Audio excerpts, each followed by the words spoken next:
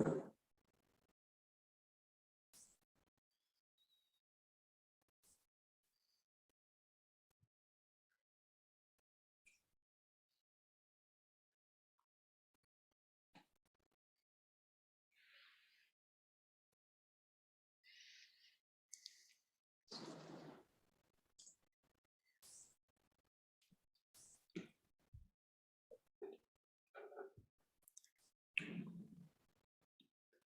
can start admitting now.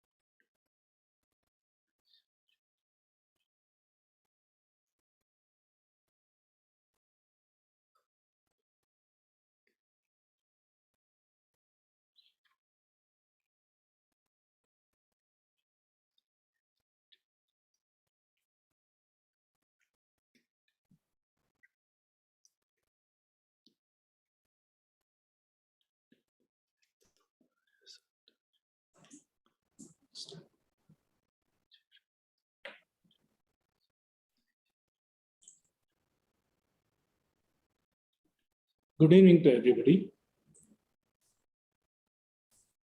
We are in the first keynote in our webinar organized by Center for Consciousness Studies from National Institute for Mental Health and Neurosciences, Bangalore, India, in collaboration with Indian Council for Philosophical Research. We are delighted to have a most renowned exponent of consciousness studies, Dr. Alan Wallace G, with us today. The relationship between body and mind complex is an unresolved mystery. Further, the perspective of consciousness makes this puzzle much more difficult to understand. However, the contemplative practices of the Orient, through its intense meditative practices and subjective experiences, have attempted to decipher this puzzle. Thus, the development in the contemporary science in general, neuroscience in particular, does this meet the traditional view of the understanding of Indian system? Today, we are very much honored and pleased to have with us Dr. Alan Wallace, who is the president of Center for Contemplative Research in Colorado and the Santa Barbara Institute for Consciousness Studies, to share his experiences and his thoughts and ideas.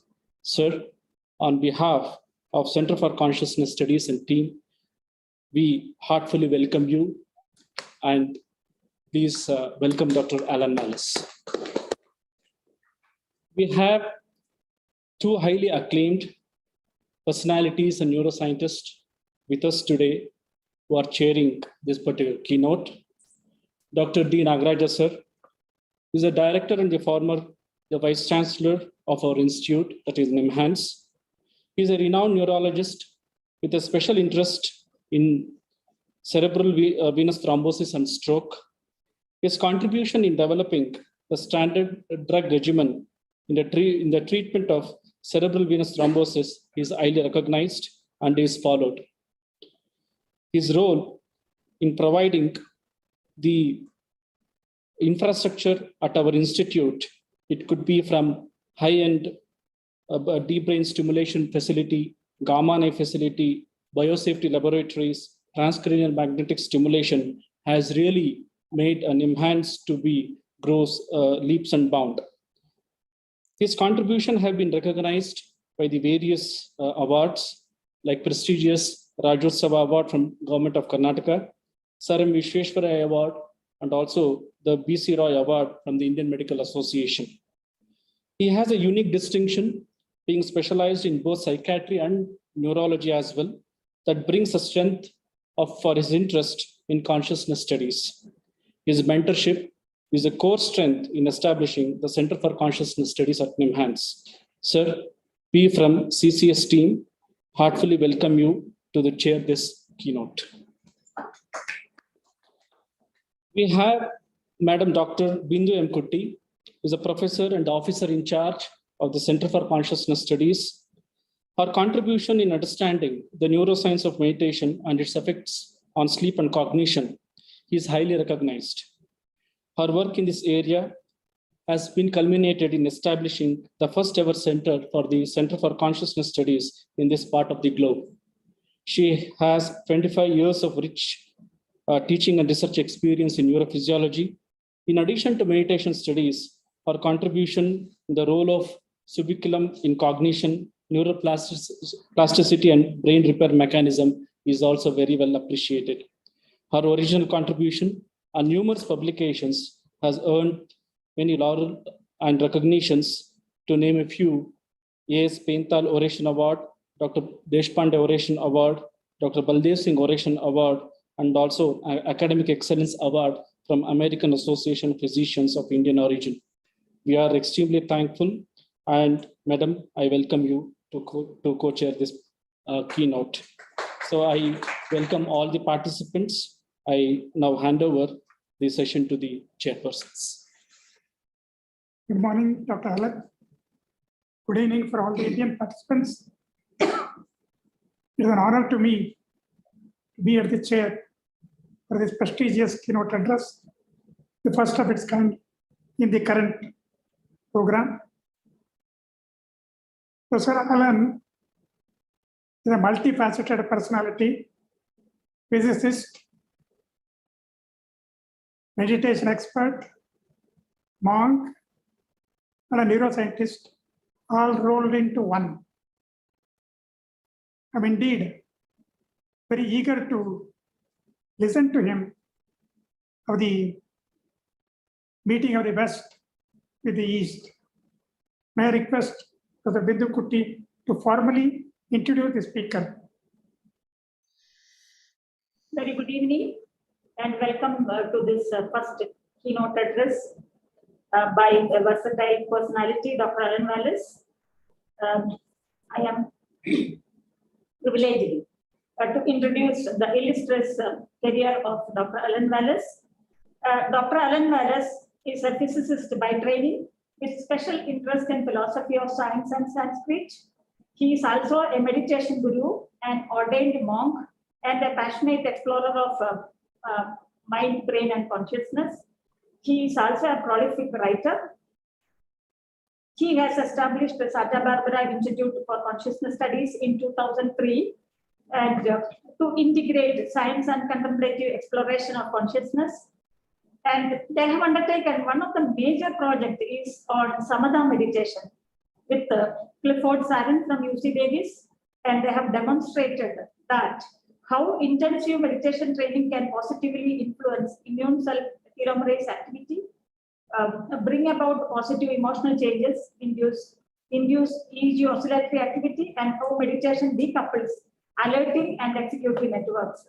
He has also established the Center for Contemplative Research, Colorado, where also he has taken some of the seminal meditation projects, such as effect of attentional training in collaboration with the Center for Mind and Brain, UC Davis, cultivating emotional balance project in collaboration with the University of California, San Francisco, the mindfulness awareness project, a research for developing training for prevention and treatment of ADHD in collaboration with the geneticists at the University of California, Los Angeles School of Medicine. Dr. Allen is a prolific writer, and to mention few of his books, The Taboo of Subjectivity Towards a New Science of Consciousness, Meditations of a Buddhist Skeptic, a Manifesto for the Mind Sciences and Contemplative Practice, Embracing Mind, the Common Ground of Science and Spirituality, co-authored by Brian Hodel, Boston, Hidden Dimensions, the Unification of Physics and Consciousness. And then he has also published a book on his conversation with the Dalai Lama, Consciousness at the Crossroads. This is the conversation with the Dalai Lama on brain science and Buddhism. He's also authored many books on Tibetan Buddhism. He is also a visiting professor at the Department of Psychological Medicine, National University of Singapore, a visiting scholar, Psychology Department, Stanford University. He has received very many awards and prestigious awards and honors, to name a few. Scientific and Medical New York 2001 Book Prize for the book The Taboo of Subjectivity Towards a New Science of Consciousness, 2001. Honorary faculty member, Golden Key National Honors Society at the University of California, Santa Barbara. Dr. Alan Wallace, we are very much honored to have you here as our keynote speaker, and I invite you to deliver this keynote address. Dr. Alan Wallace. Thank you very much. Thank you all for your very kind invitation. It is truly an honor and a privilege to share a few thoughts with you this evening in India, early this morning in Colorado. So I was asked to speak on the topic of modern science meets classical Indian views of consciousness. So I have spent now some decades in collaboration with Western scientists, including physicists, philosophers, psychologists, neuroscientists. And I think there's quite a broad consensus among modern scientists that while science has revealed many aspects of the early formation of the universe after the Big Bang about 13.8 billion years ago, we've probed into the nucleus of the atom, explored the nature of space, space-time and their curvature in relativity theory, explored the genome and so on.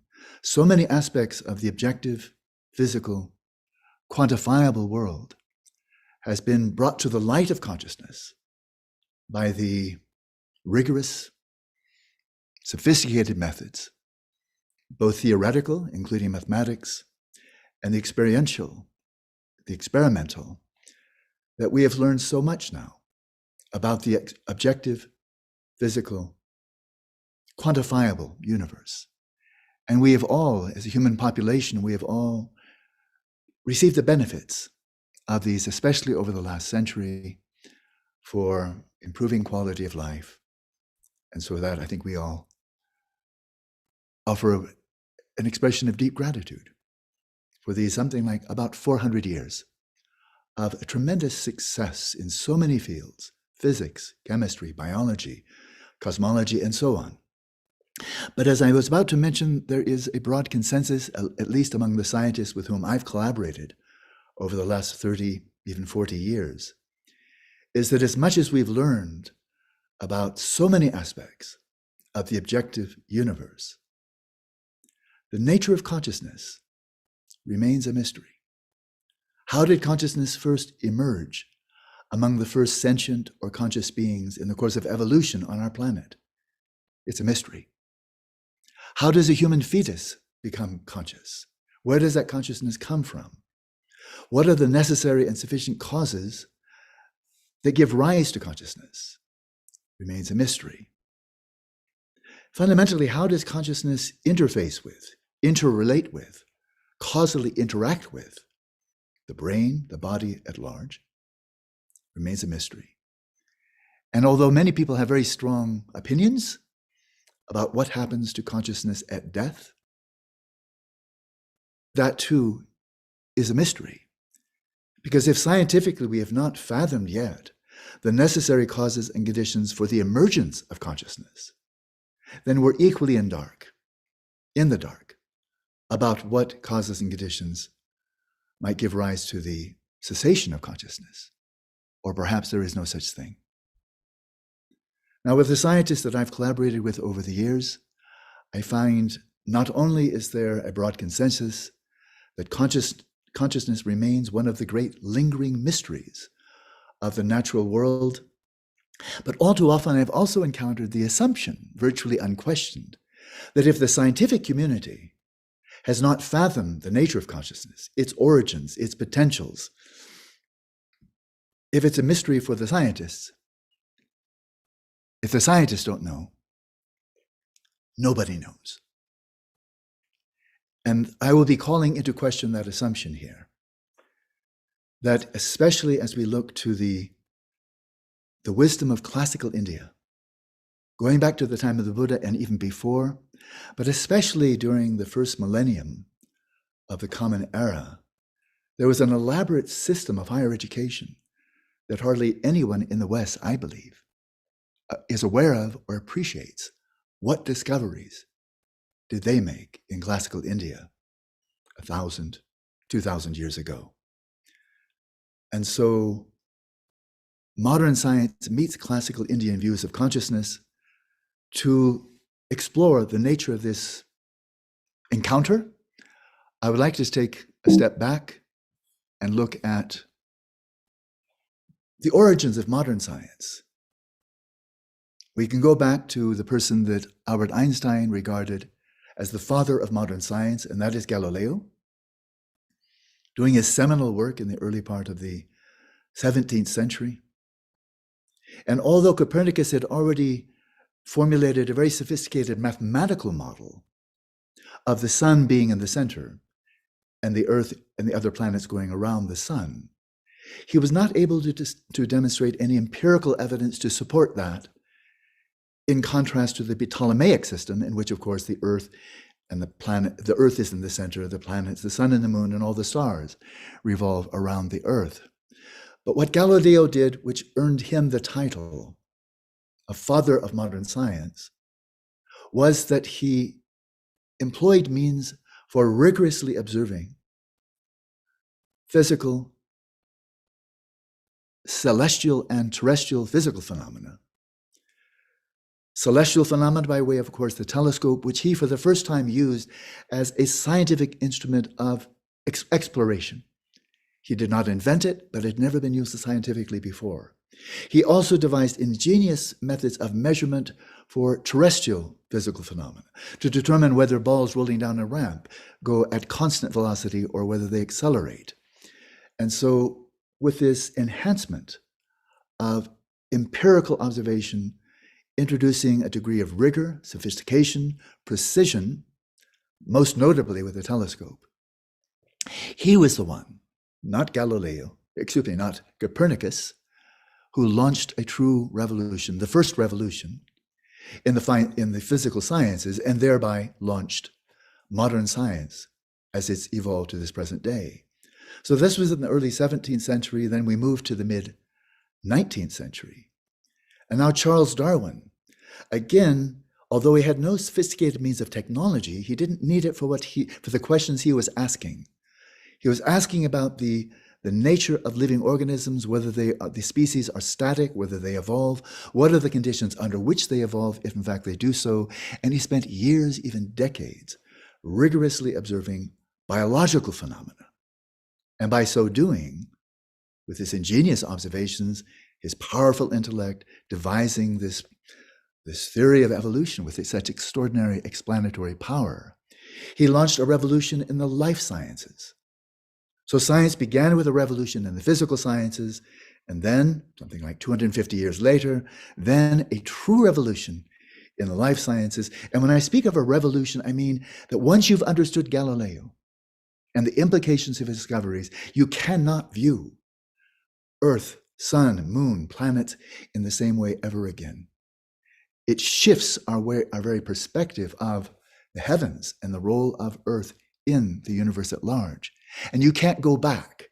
The evidence was so compelling, you can't go back. And likewise with Charles Darwin, once you've understood the power behind his observations and his theory, you cannot go back to the earlier notion that species are static. They don't evolve or change through time.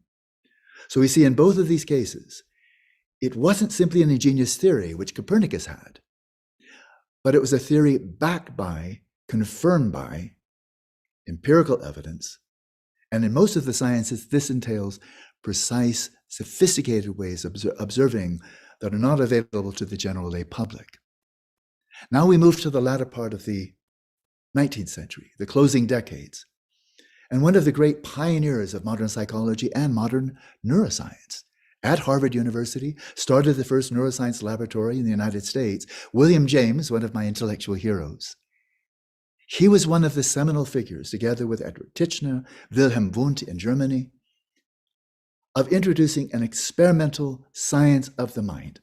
There had been philosophers of the mind for centuries and centuries before William James, Wilhelm Wundt, and so on, but not experimental, not radically empirical, not providing theories that could be put to the test of experience. In other words, he was moving beyond philosophy to being a founding member of the community of scientists, establishing a mind science to explore the nature of the mind. And William James, like Darwin before him and like Galileo before him,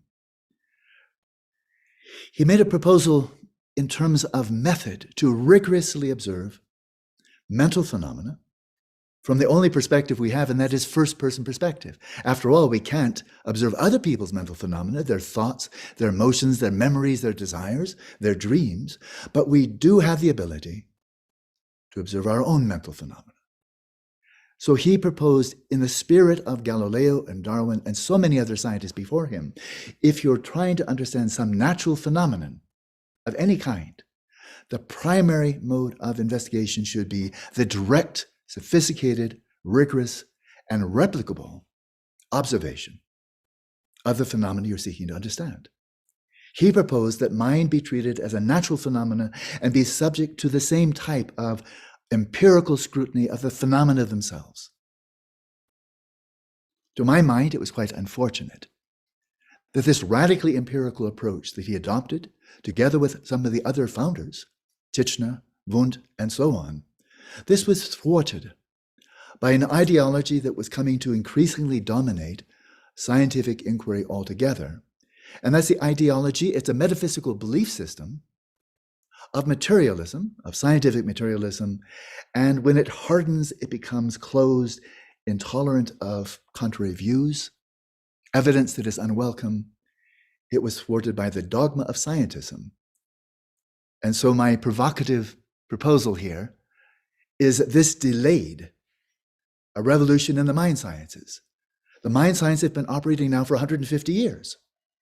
And yet fundamental questions about the mind-body relationship remain mysteries. The origins of the mind, nature of mind, how it interfaces with the body, what happens to the mind at death, and fundamentally the nature of consciousness remain as much a mystery now as they did 150 years ago. And there has not been any revolution in the mind sciences in any way comparable to the revolution instigated by Galileo and then later by Darwin in the life sciences. So to define my terms, these two terms, scientific materialism and then scientism, I'm suggesting here, proposing, I think in a not novel way, that scientific materialism is an ontological commitment to a belief that the world consists solely of configurations of matter-energy, space-time, and their emergent properties and functions. So fundamentally, the universe is physical in nature, and anything that may appear not to be physical is simply an emergent property and therefore derivative of, secondary to, the physical. So many people, in my view, have embraced scientific materialism, having abandoned any traditional religion. This becomes an ersatz religion. It's more than scientific fact. It's saying this is our whole worldview. As religions present a whole worldview, this is the nature of reality as a whole. Scientific materialism takes on that role beyond empirical evidence, because scientific materialism is not verified by scientific research. But then one can go even further. As religions sometimes succumb to religious fundamentalism, religious dogmatism, I would suggest that scientism fills that role with respect to scientific materialism. According to the dictates of scientism, science is our only source of genuine knowledge about the world. It is the only way to understand humanity's place in the world, and science provides the only credible view of the world as a whole. So this view science is the only way. Well, of course, we've heard this many times in religion. People espousing one religion say, our religion is the only way. Our sacred scriptures are the only valid ones. And that same mindset has crept into science. And I think to the great disadvantage of science. Because science is not a religion. It's not even in competition with religion. So this suggests that there's a type of epistemological hierarchy of scientific materialism, where the beliefs of scientific materialism, the world consists, again, as I said before, only of configurations of matter, energy, space, time. The world is fundamentally physical. These beliefs that are adhered to with all the tenacity and sometimes uncritical faith, as are many religious beliefs. And for those who embrace this, then the use of reason, logic, and so forth is subservient to the beliefs of scientific materialism. And that is, if one uses reason in any way that contradicts or challenges the beliefs of scientific materialism, such reasoning is considered to be irrational. The only rational thinking is the thinking that is physicalist in nature. And I've encountered this many times. So reason is then subordinate to the metaphysical beliefs of scientific materialism. And then there's experience, which all of us have, of course. We all have first-person experience. But then if people have experiences, or they make discoveries as scientists that do not conform to the beliefs of scientific materialism, of which there are many, then those experiences are considered to be non-scientific, false, irrelevant, illusory. And I've heard this many, many times. Experience is fine as long as it conforms to the beliefs of this metaphysical system of materialism. But experiences or empirical discoveries, and I will cite some later on, that challenge the belief system are considered to be invalid. So this progression of science, where science began with Galileo asking physical questions of the universe, and this goes to modern cosmology. The whole of modern cosmology is asking always physical questions about the nature of reality. And if the questions themselves are physical, the answers will be invariably physical, and anything that's not physical will fade out. So we've seen many, I've studied cosmology when I was at Amherst College, and in presentations of the evolution of the entire universe over the last 13.8 billion years, consciousness is often never even mentioned. Mind is never even mentioned for a very simple reason. It's not out there. It's not objective, physical, or quantifiable.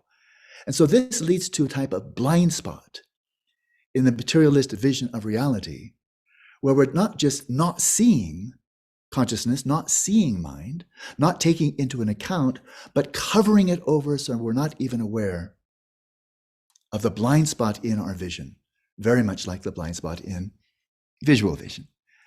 And so what has this led to here, 400 years after Galileo, 150 years since the initiation of the scientific study of the mind? There is still, I think by general consensus, there is no scientific definition of consciousness, because they wanted to find it in objective terms. Problem, it's not objective. There are no objective means of detecting consciousness, not in insect-eating plants, not in a forming human embryo, not in insects, not in anything at all. There's no objective means of detecting consciousness or any type of mental phenomena. And although there's been tremendous amount of success in the neurosciences about identifying neurocorrelates of a wide variety of mental processes, breakthroughs that we don't find before the advent of modern neuroscience, there's still an ignorance of the neurocorrelates of consciousness, not to be found. An ignorance of the necessary and sufficient causes of consciousness, and ignorance of how the brain generates or even influences mental phenomena. And that is a widespread, I think almost ubiquitous assumption. Of course, the brain generates consciousness, but we don't know how. But if you don't know how, you don't actually know whether or not the brain generates consciousness or whether that even makes any sense.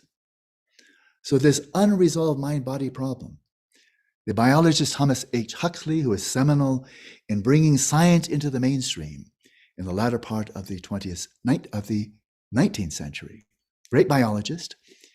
He recognized that consciousness was a problem. And he wrote, how is it that anything so remarkable as a state of consciousness comes about as a result of irritating nervous tissue?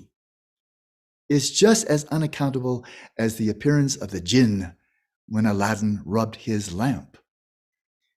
So he would say irritation of nervous tissue, and we would say stimulation of neurons, synapses, dendrites, and so forth. But from his perspective, he said, this looks like magical thinking, that you would have even complex configurations of chemicals and electricity, which are clearly physical, and that out of this something mysterious, invisible, and apparently non-physical emerges. Isn't this rather magical thinking, like Aladdin rubbing a lamp and having the genie or the jinn popping out like magic? Now, the contemporary neuroscientist, Donald Hoffman, he comments in this regard. Now, Huxley knew that brain activity and conscious experiences are correlated, but he didn't know why.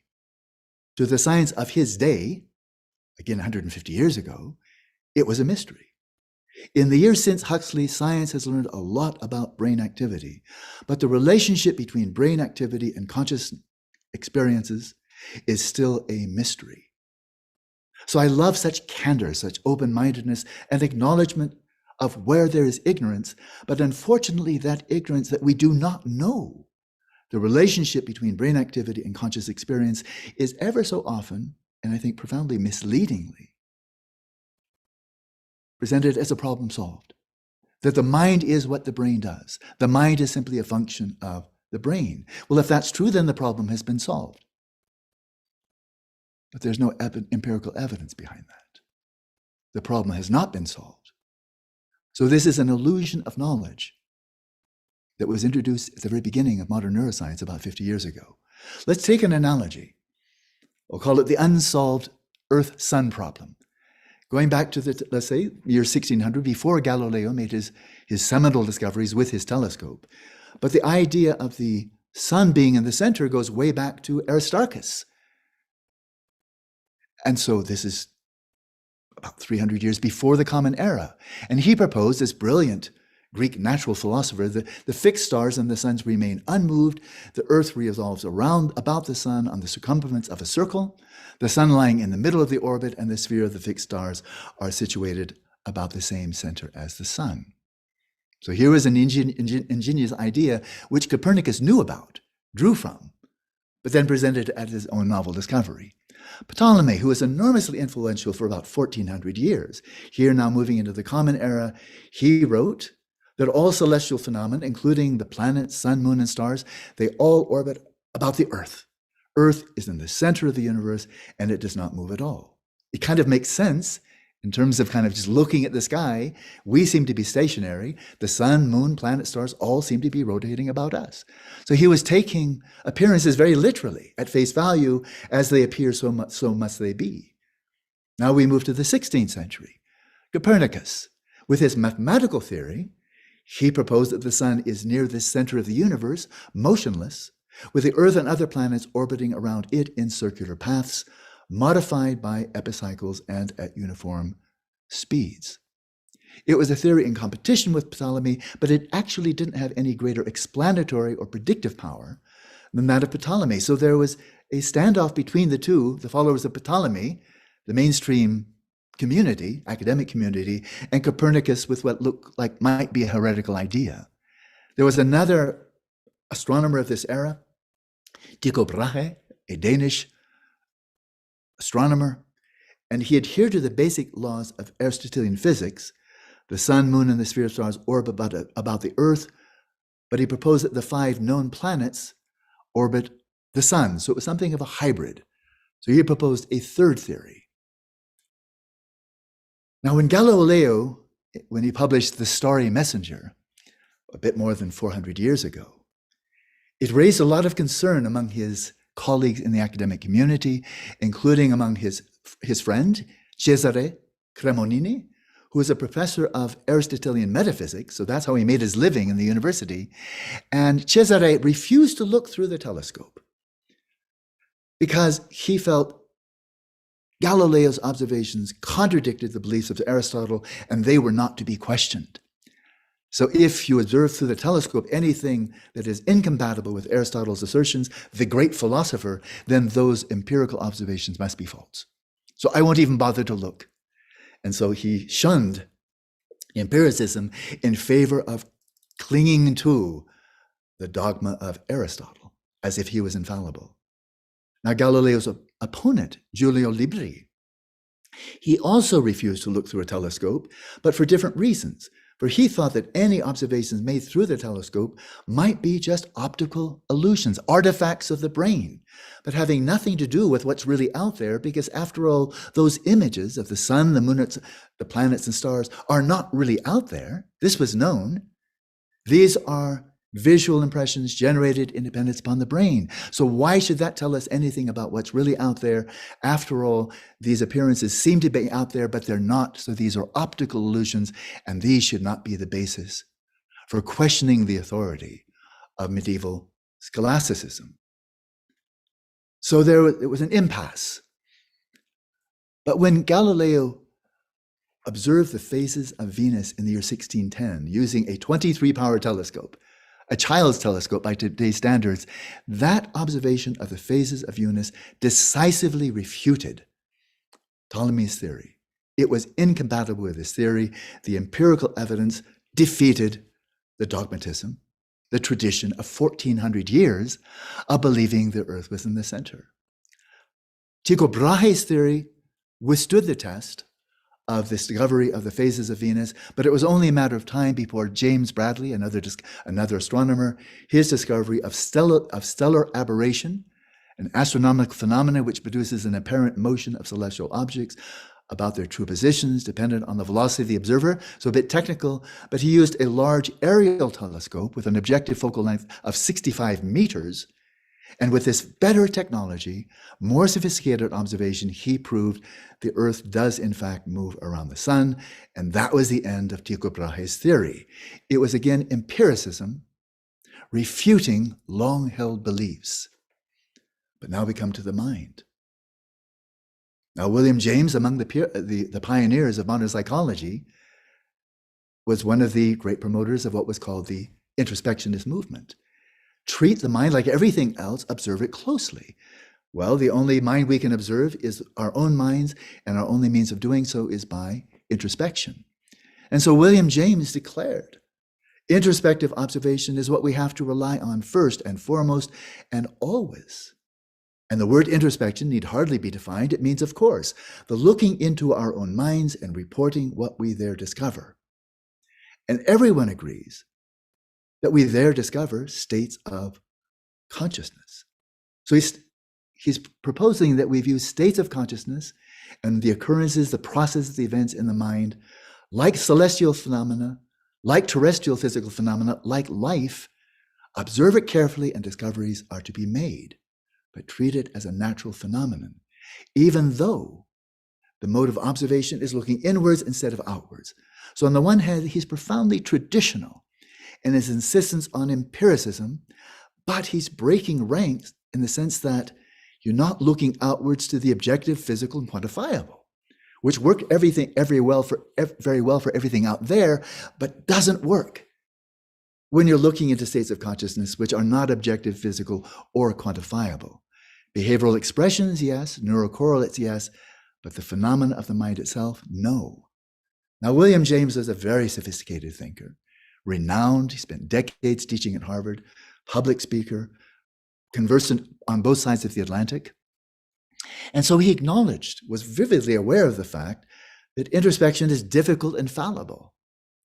But he comments here that the difficulty is simply that of all observation of whatever kind. Visual observation, auditory observation, observations used with technology. They're all difficult, they are all fallible. But that doesn't mean we should give up. The only safeguard is in the final consensus of our farther knowledge, our later knowledge about the thing in question. Keep on looking, developing greater sophistication of methods of observation. Keep exploring, and eventually there will be a consistency, a final consensus with later views correcting earlier ones. until at last the harmony of a consistent system is reached. He just described the history of modern science altogether. So many earlier views were overturned by later views with better sophistication of empirical methods, better mathematics, in the case of Albert Einstein, for example.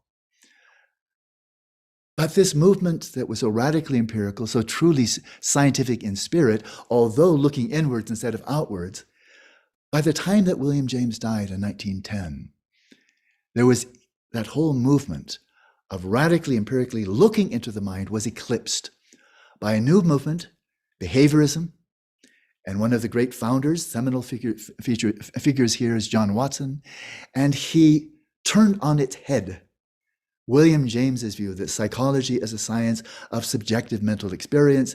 And he said, to the contrary, and I quote, psychology must bury subjective subject matter and introspective method. And it must discard all reference to consciousness. And why?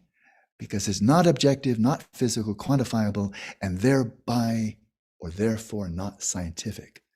So he threw empiricism to the wind as he utterly embraced the doctrine of scientific materialism. Mind must now be looked at only through the lens of scientific materialism and be gone with introspection, be gone with any reference to subjective experience and consciousness. This would be like the critics of Galileo overwhelming him and saying, from now on, we will continue in astronomy, but we will not look through the telescope. In fact, we will not look at the sky. Because out there it's only illusions anyway, so why should he bother to look? And that would have been the end of astronomy. And this was the end of radically empirical psychology, because they won the day in the early decades of the 20th century. And by the time we get to the mid-century, the foremost behaviorist of his time, B.F. Skinner, he wrote the heart of the behaviorist's position on conscious experience may be summed up in this way. Seeing does not imply something seen. So you may introspectively see something, mental images, your desires, memories, fantasies. You may have the experience of seeing something, but that doesn't mean you're seeing something in fact. The subject need not be regarded as observing or evaluating conscious experiences. So he's throwing to the winds first-person experience of people experiencing their own mind and said, doesn't count. So I've written a whole book called The Taboo of Subjectivity. It traces exactly to this type of mentality. How can there be a science of mind, though, when you don't refer to subjective subject matter? You discard introspection and you make no reference to consciousness. So William James, I think he saw this coming, because materialism was very much on the rise during the closing decades of the 19th century. It was coming to dominate all of scientific inquiry. He saw the handwriting on the wall, and he wrote shortly before his death, at present, psychology is in the condition of physics before Galileo and the laws of motion, of chemistry before Lavoisier and the notion that mass is preserved in all reactions. The Galileo and Lavoisier of psychology will be famous men indeed when they come, as come they someday surely will, or past successes are no index to the future. And when they do come, however, the necessities of the case will make them metaphysical.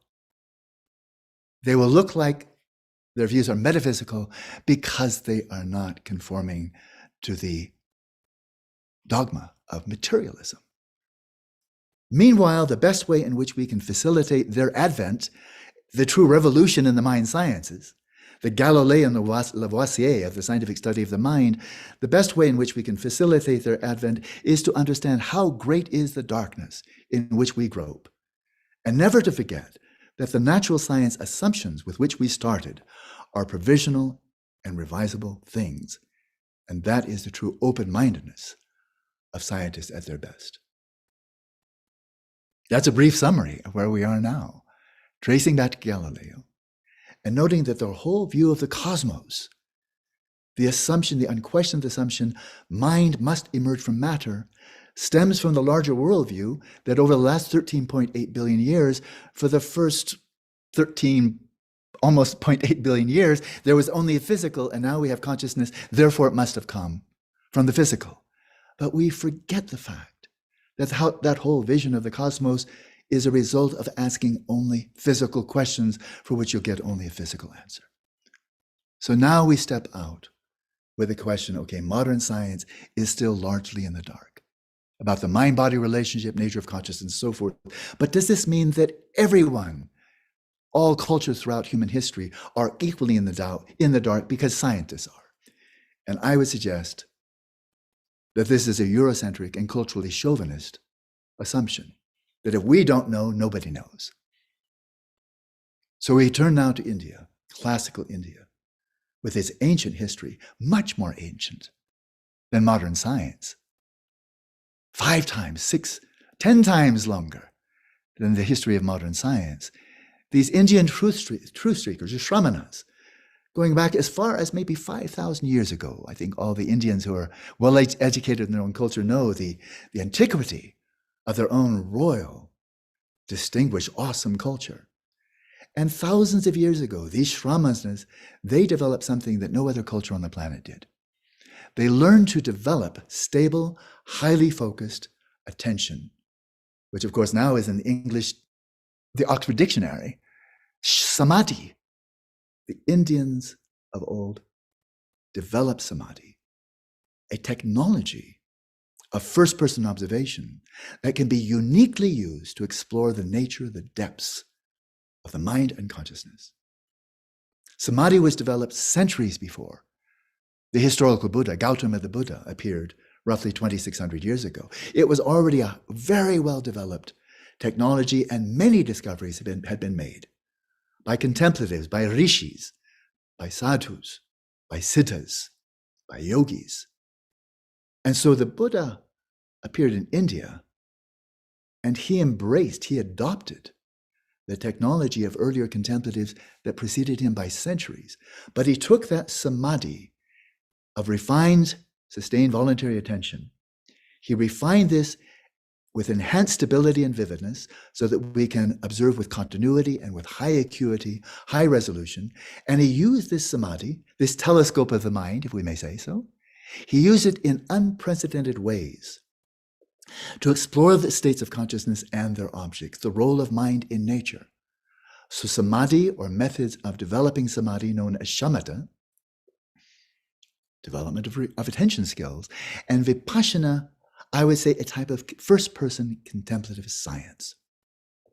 Above all, to fathom the nature of mind. Secondly, to understand the role of mind in nature, but it was exploring reality from the inside out. Whereas we see from Galileo onwards to contemporary neuroscience, physics, and so forth, the theme has been almost uniformly to try to understand the whole of reality from the outside in. But then sometimes the in simply vanishes and is equated with the brain, equated with behavior. And so in terms of his revolution, his contemplative revolution in India, he stated in this regard a central theme that was, I think, perhaps unprecedented, but I won't say that with great confidence. The mind that is established in equipoise through the refinement in samadhi comes to know reality as it is. And he's referring to something that I think he did introduce into the already immensely rich contemplative heritage of India, and that is the union of shamatha, which is contemplative technology, and vipassana, which is contemplative, open-minded, rigorous, rational, and empirical inquiry. Vipassana is contemplative science. Now, when we take Western categories and assume that they are the norm for the whole universe, for all that is all of human civilization, then we miss the fact that classical India did not operate under the conceptual categories of science, philosophy, religion, as Eurocentric civilization has done so. And I think it's unknown to most people in the West, and perhaps to many people in India, that there were, during the period from the 5th century before the Common Era, right up to the 12th century,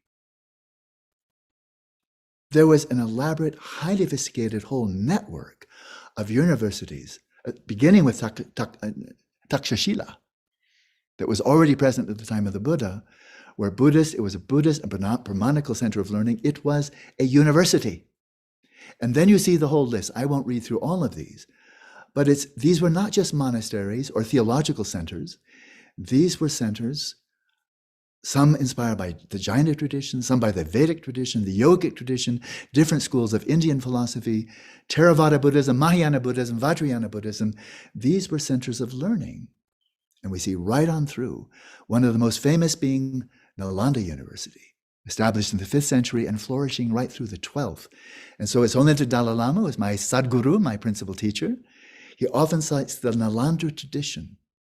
The Nalanda tradition was not uniquely Buddhist or solely Buddhist, but in the whole education system of the Nalanda tradition, not confined to that one university, the study of the mind, the empirical and rational study of the mind, Adhyatma Vidya, the inner knowledge, was primary.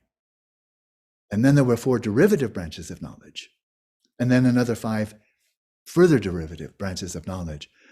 But for 1,000 years, during the first millennium of the Common Era, in multiple universities throughout India, that drew students from China, from Tibet, Southeast Asia, the Near East.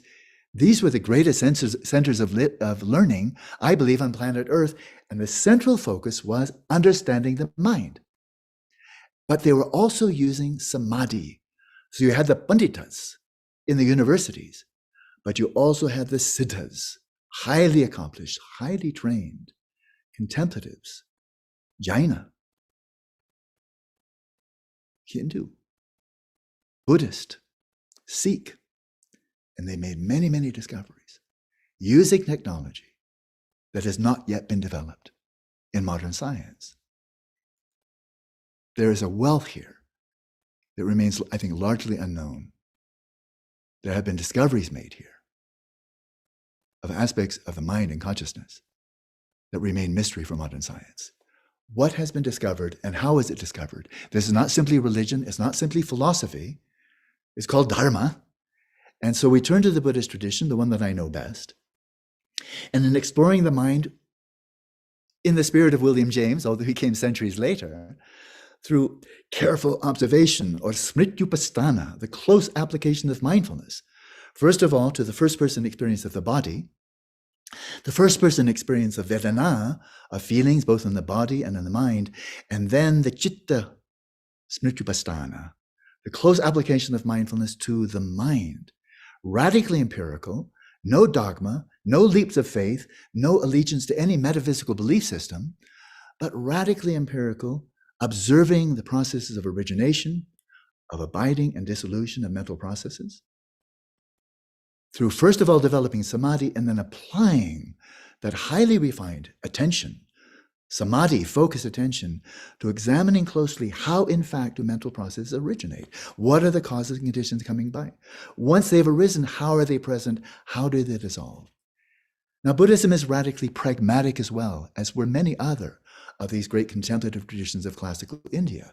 It wasn't simply knowledge for knowledge's sake. It wasn't simply driven by curiosity, which modern science often is, but rather the Buddha, in the framework of the Four Noble Truths, he explored the reality of suffering, the whole bandwidth of suffering, but then he wanted to know in a naturalistic way, not referring to God or the supernatural or fate or destiny or even karma as some type of fate-driven causality. He looked into experience to identify within what are the root causes of dukkha, especially mental dukkha, and he called them klesha, a word that we don't even have the term, we had to make up a term, mental afflictions, but these kleshas can be identified by the criterion that they disrupt the balance, the equilibrium of the mind. They upset the mind, klishta, they warp our perception of reality. They disturb the mind. They give rise to hatred, to greed, and they in turn give rise to all the violence that human beings bring to the world. And so there's a very close application of mindfulness to mental states, identifying which ones are wholesome, that are conducive to, supportive of samyak sukha, authentic well-being, sustainable well-being, that is not simply mundane pleasures, laukika sukha, but which mental states are conducive to a sustainable sense of well-being and which ones are corrosive, undermine a sense of genuine well-being, sat sukha, sublime well-being. And then as we continue to explore by way of vipassana, we observe whether mental processes, mental states are stable, are they static, or are they momentary? The whole array of Vedana, of feelings and other mental states we experience, are they true sources of happiness? Or do they prove themselves to be sooner or later unsatisfying?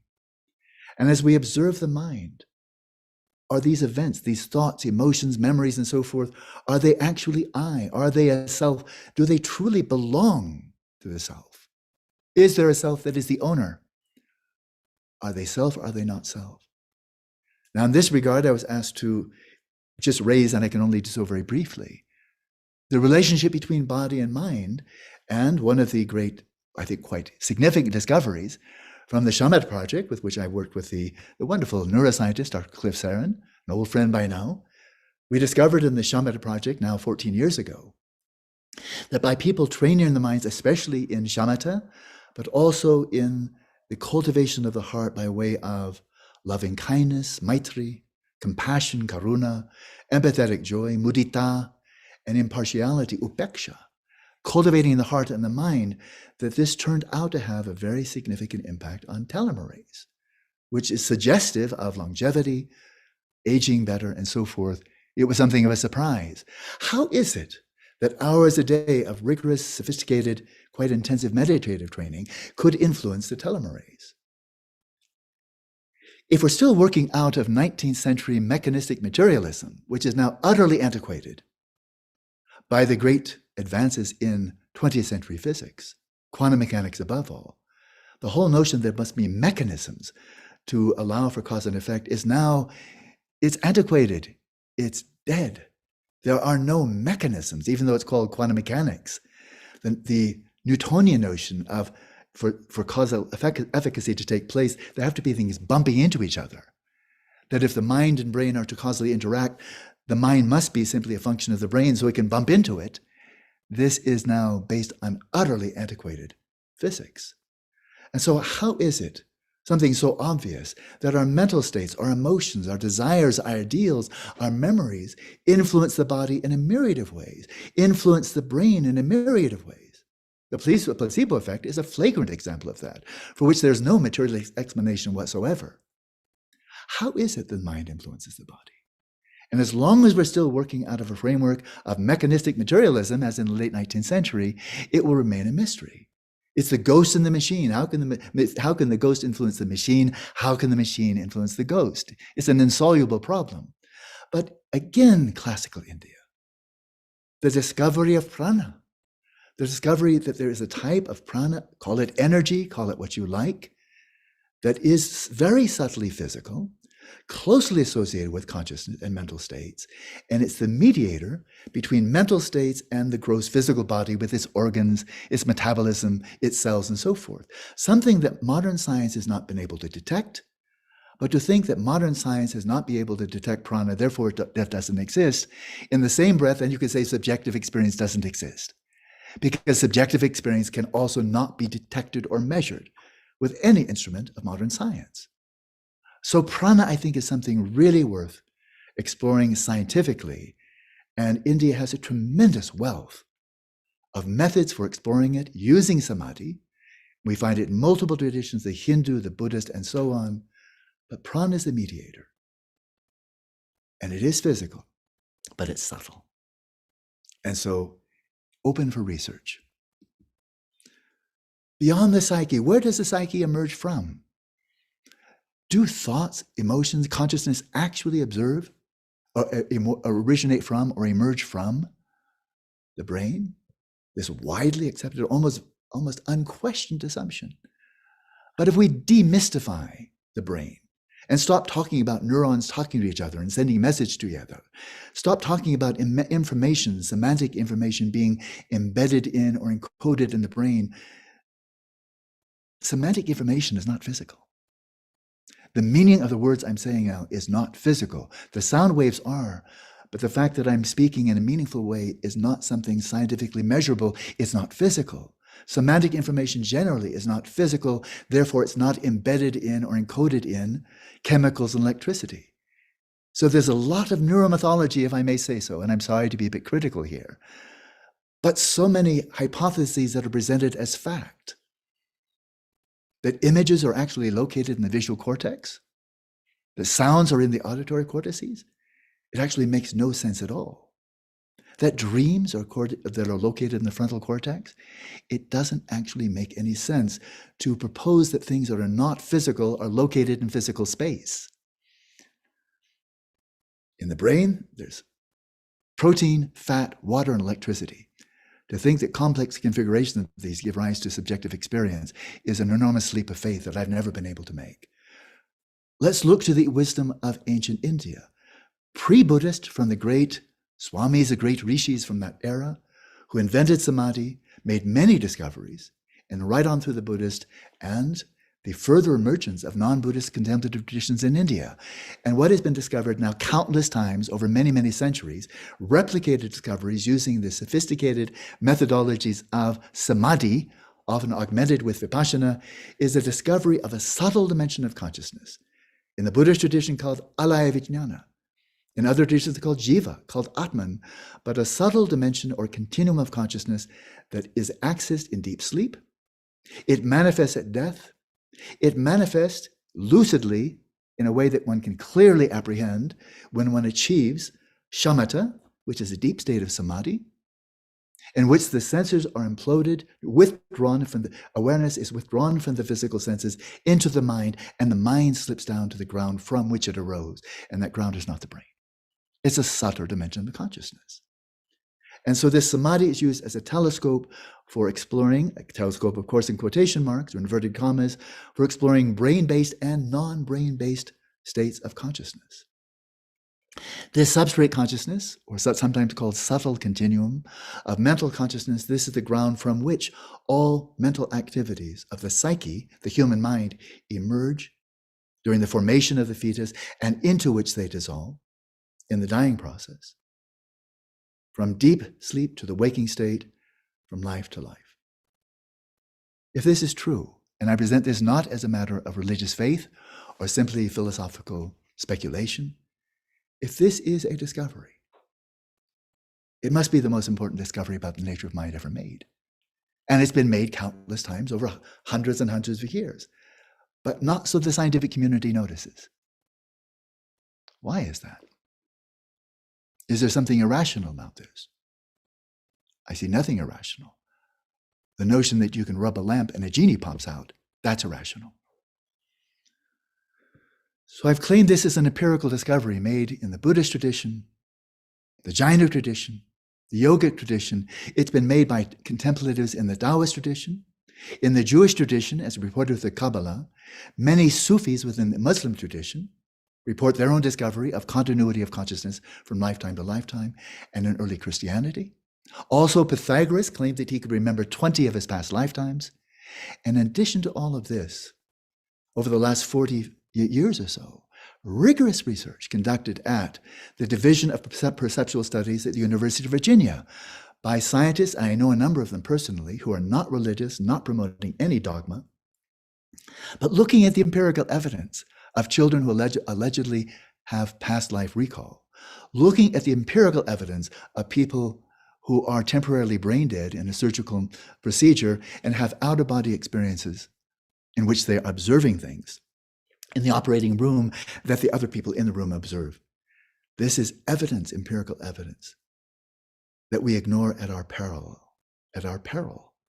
So I'm citing here a 19th century text, a classic text from Tibetan Buddhist tradition, based on immediate experience, and here's the report from the front lines of introspective investigation into the origins of the human mind. The robe of mindfulness, smriti, and firmly maintained attention is gradually, as you go deeper, deeper into samadhi, is gradually dissolved by the power of meditative experiences until finally, because the ordinary mind of an ordinary being, as it were, disappears.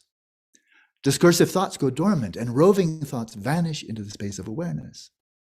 So your psyche is now dissolved into its ground, and you then slip into the vacuity of the substrate, a sheer space of mind, in which self, others, and objects disappear. When there's clinging to the experiences of vacuity and luminosity, the vacuity of the space and the luminosity of awareness that illuminates it, when this occurs while looking inward, a state arises in which the appearances of self, others, and objects vanish. This is the substrate consciousness. In truth, you have come to the essential nature of the mind. You've discovered the origins of the mind, the essential nature of the mind. You have now identified the bare nature of consciousness itself. So again, we have contemplatives in the Hindu, the Jaina, and so forth. Multiple Indian traditions have developed, by the power of samadhi, what has been called yogic perception or yoga pratyaksha. This arises in the Buddhist tradition independent upon the unification of shamatha and vipassana, and it's stated with a great deal of empirical evidence behind it, to the present day, some of which I've seen for myself.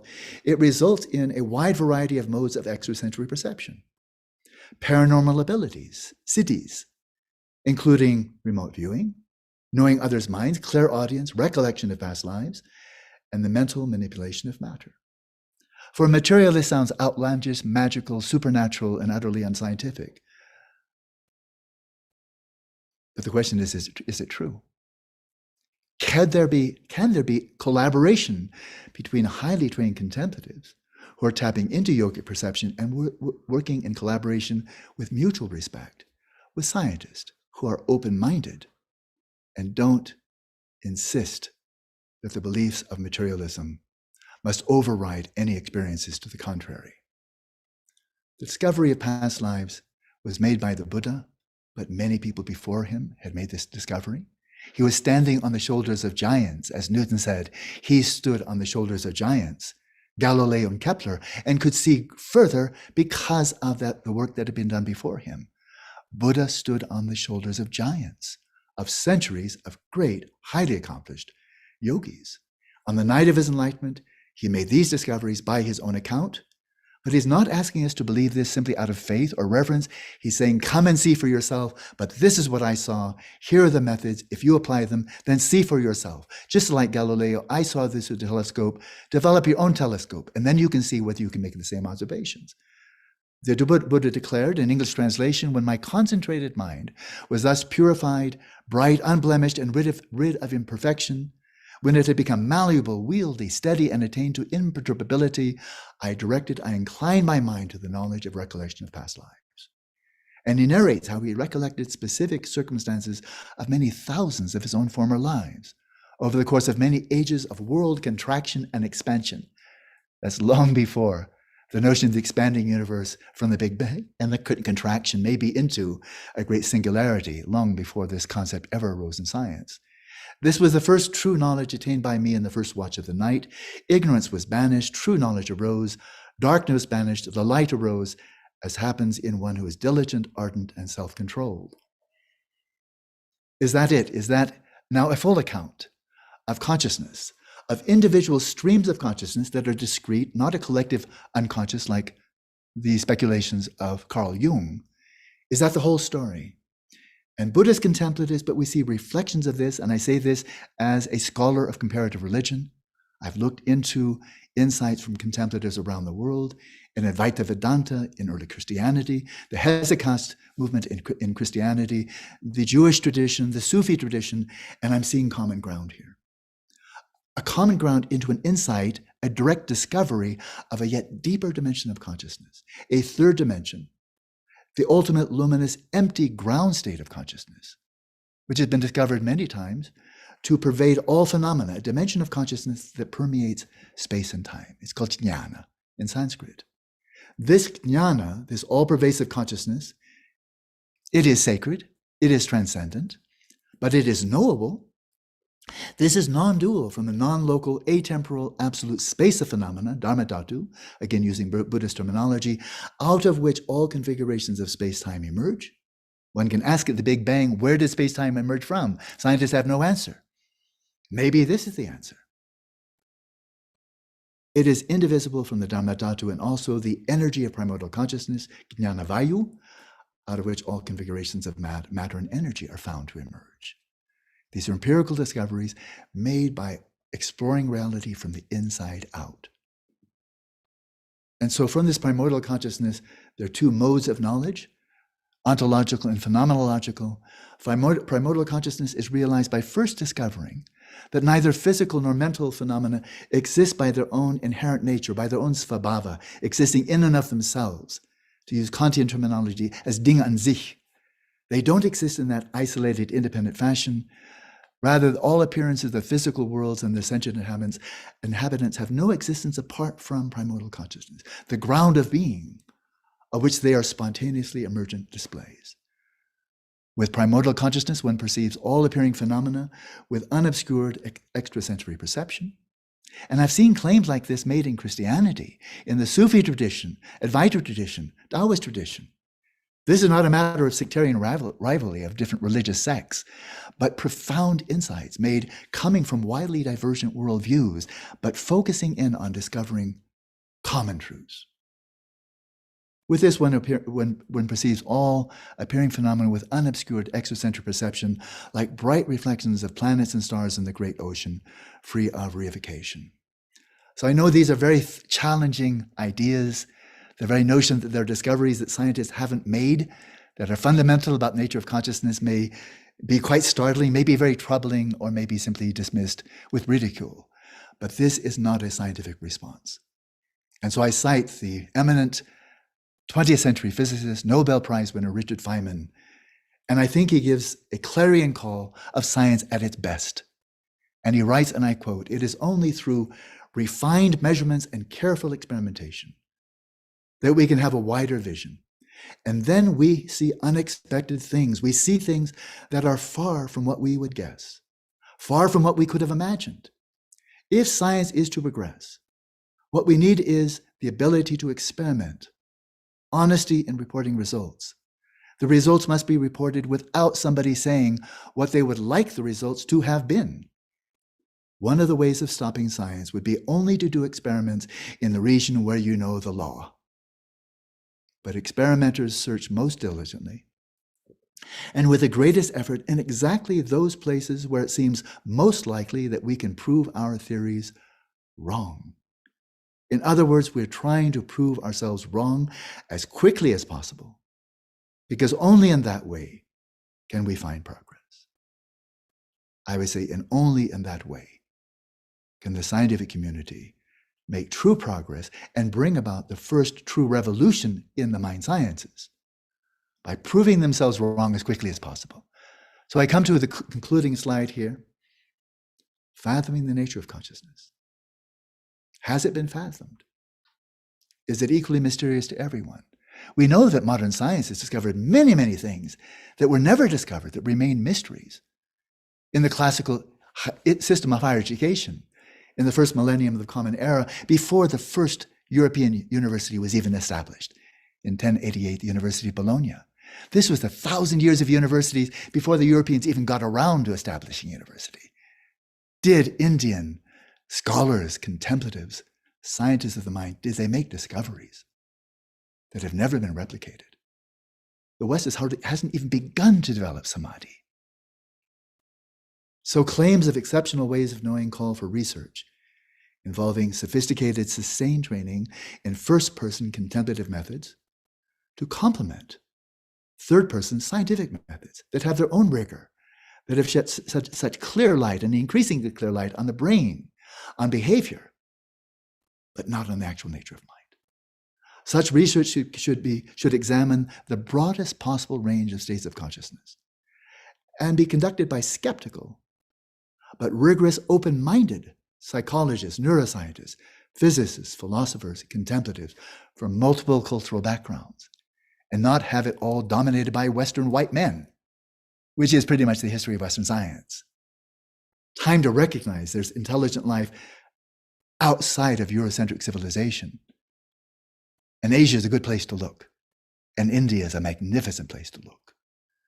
And so it's with this vision, this aspiration, that I, working with many, many colleagues, we're now in the process of developing a global network of centers for contemplative research, in which professional contemplatives are trained while engaging in collaborative research with scientists and philosophers, doing our best to catalyze the first true revolution in the mind sciences, both in understanding the nature of mind, but also revolutionizing the mental health sciences, where there's such reliance upon drugs, such reliance upon looking only outwards for the causes of mental distress, but developing no sophisticated methods for probing into the depths of the mind and finding the roots of dukkha, not in genetics, not in the brain, not in one's parents, not in developmental or the environment. It's looking into the mind. And so we are looking to open and broaden the horizons of science and unify with mutual respect the most rigorous methods of contemplative inquiry with the most rigorous methods of third-person scientific inquiry to the enrichment of both. So those are a few thoughts. I hope they're meaningful. I hope they're provocative.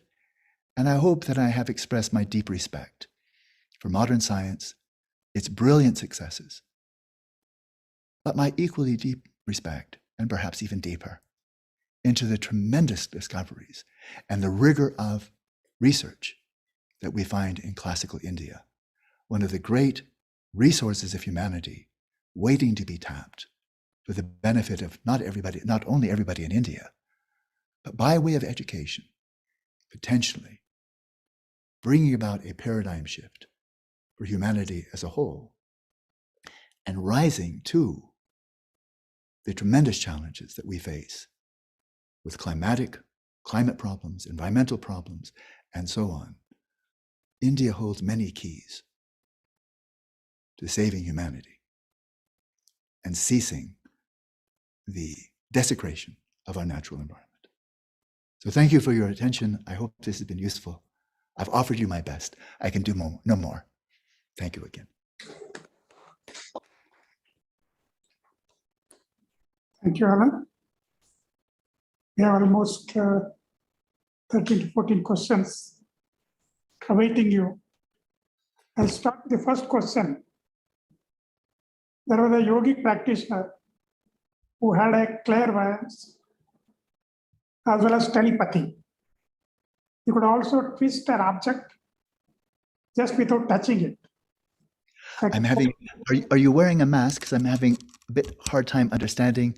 If the mask is there, it made me muffle your speech. I don't want to endanger you in any way, but I very much want to understand what you're saying, and I'm not quite getting it clearly. So I put in my earphones. Maybe that can augment my hearing ability. So I will listen again with great interest. There was a yogic practitioner who had some paranormal phenomena. Yes. He could read the mind of the other person who is sitting next to him. Yes. He could also read what other person has written in the next room. Yes. He could also have a psychic energy. He could twist the fork without even touching it. Yes. We conducted some functional MR studies on him. Luckily, he agreed. We could see the first two could be tested on the MR table. Yes. We could see that there is an increased activity of the parietal and cingulate areas. But one problem which he complained later, we also had a control who did not have the phenomena, which was not seen in him. Yes. FMR changes were not seen. Yes. We want to repeat the test for a retest. Yes. Mm-hmm.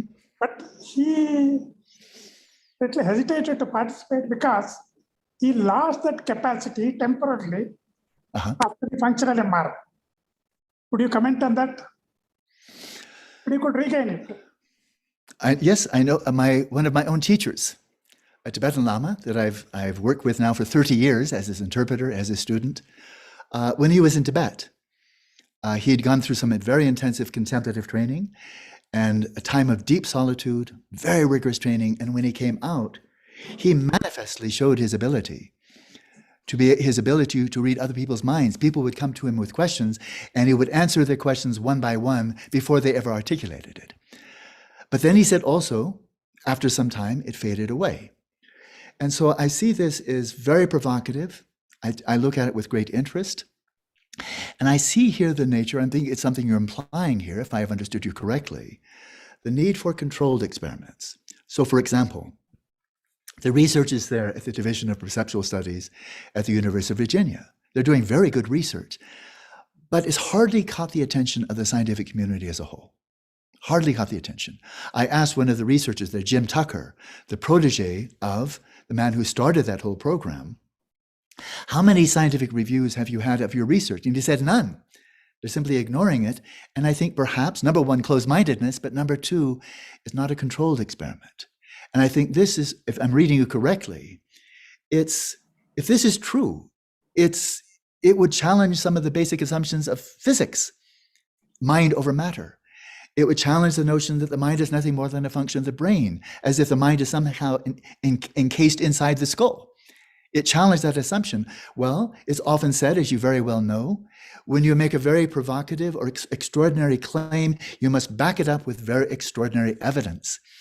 And so I think one reason why this wonderful research at the University of Virginia has not gained greater attention is because of the paucity of controlled experiment. So what we're trying to do in our centers, one where I am right now, is already working. We have 10 people in rigorous sustained training, is working with scientists who are open-minded. They will not already be closed to the possibility that can't happen because that is incompatible with my belief system. And I've met many scientists like that. Can't happen, don't need to look. But controlled experiments. And if the scientists come in with the most rigorous methods of inquiry, they are skeptical but open-minded. This is where I see something unprecedented happen. Because science, devoid of contemplative inquiry, has been going on for 400 years, and contemplatives have been making discoveries for thousands of years, but no scientist participating. So I've heard one highly accomplished yogi, a Tibetan yogi, looking into the camera, this was about 10, 15 years ago, and saying, I can recall all my past lives. I can remember them.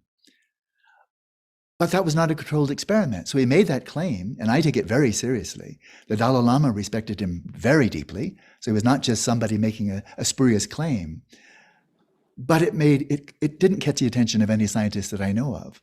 So again, I think some unprecedented research bringing highly trained Indian contemplatives, Tibetan contemplatives, trained people, modern people, wherever they may be from, and then through the beginning. So what we're anticipating here is that in our center, we have relative beginners. Nobody here is already a highly accomplished rishi or siddha. But then we are monitoring. Right now, there's a study ongoing, monitoring EEG states, moderating first-person reports. And so we're seeing, as they're developing into accomplished yogis, how is the brain changing? What kind of cognitive measures can we apply? So it's not either you have clairvoyance or you don't.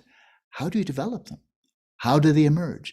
Can they emerge in a sustainable way, or is it just a fluke?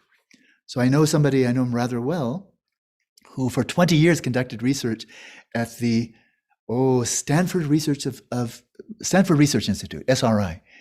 And he did many studies of remote viewing and precognition. But again, he was using just people off the street, and some people were naturally gifted, as we find in India. Some people are born that way, or they're naturally gifted, as others are naturally gifted in music and so on. But he wasn't training people to develop these abilities. And this is where I think the ancient wisdom of India comes to the front. So you have no paranormal abilities, no clairaudience, no abhijna. Good, let's start from scratch here and see how an ordinary person can gradually train the mind so that these abilities emerge, and all of it is under the bright light of scientific inquiry. And then see, are there circumstances, training so sophisticated that these paranormal abilities are sustainable, types of abhijna are sustainable. And I like your use of the term paranormal, because I give an analogy and then I'll stop. But I've studied a lot of the history of science, including an outstanding graduate seminar I took at Stanford on the philosophy of physics, and specifically looked into the first development in the 1950s of the laser. And I would say a laser, now 60 years later, 70 years later, a laser is paranormal light. It's not supernatural. But if you took a laser and brought it to some technologically primitive culture, and you show them what you can do with a laser, you can cut through metal, you can create a holographic image, you can do eye surgery, they would say, this is magic, and they might start bowing to you as a god. As the science fiction writer Arthur C. Clarke said, and I paraphrase him closely, any sufficiently sophisticated discipline of technology will look like magic to people who don't understand it. And the technologies of samadhi, the exploration of the prana system, the chakras, the nadis, to an outsider who doesn't know, oh, but this is just religious belief. This is magic. This is supernatural. No, it's not. It's not magic. It's not religion as such. But I think we are right on the cusp now. And I think India might be at the forefront because so many Indians are deeply religious in their own traditions, and they are rigorous scientists. India perhaps may be unique in this way. I just checked the Natural Academy of Science in the United States. 93% of these creme de la creme scientists in the United States, 93% claim themselves either to be atheist or agnostic. Believe in personal God, only 7%. Whereas in India, I think there's much more open-mindedness. Some adhere to materialism. That's fine, it's freedom of belief, but others can be impeccable, cutting-edge scientists and be devout Hindu or Jaina or Sikh or Buddhist. And so I am looking to India for inspiration, not only from the past, but in the future. You know better than I that NIMHANS would stand up to the National Institute of Mental Health in the United States. It is of the same degree, if not surpassing in some ways, the most prestigious institutions in Eurocentric civilization. And likewise, IIT. You know, it's right there in the same class as MIT, Caltech, and so forth. So I think that puts India in a unique situation. Your instances of higher education are world-class, but you also have, I believe, an unparalleled history of contemplative inquiry with discoveries that can be brought into the light of modern science and be tested with the open minds. So that's maybe more of an answer than you requested or sought. But those are my thoughts. Any other questions? Waiting. One by one. You can So the chart.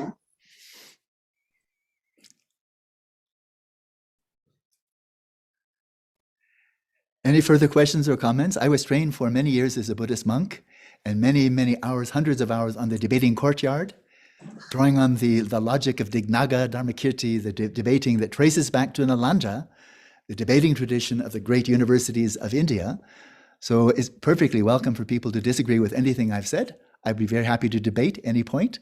Maybe I will lose. That's the point of debate, that we follow the logic and we question our own assumptions. I think that's science at its best, philosophy at its best, and Indian science and philosophy are absolutely world-class.